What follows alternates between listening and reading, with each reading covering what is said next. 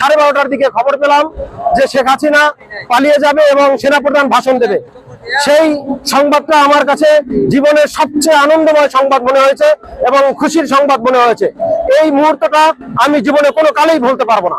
এই দিনে শেখ হাসিনা তথা শেখ হাসিনার অনুসারীদেরকে উদ্দেশ্য করে বলতে চাই, আপনারা চরমভাবে লজ্জিত হয়েছেন। এই দেশকে নিয়ে আর ষড়যন্ত্র করবেন না।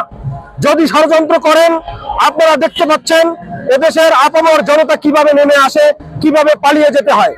ভারতের মতো শক্তি আপনাদের পিছনে থাকার পরেও আপনাদেরকে রক্ষা করতে পারেনি। সুতরাং আপনারা ভালো হয়ে যান।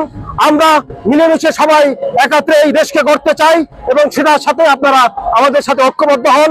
তা না হলে যদি এই ষড়যন্ত্র আপনারা চালু রাখেন এবং চলতে থাকে, তাহলে অতীতের মতো অর্থাৎ গত বছরের সেই 5ই আগস্টের মতো আমার জনতা আপনাদেরকে চরমভাবে রুখে দেবে। তখন আপনাদের চিহ্নটুকু বাংলাদেশে খুঁজে পাওয়া যাবে না।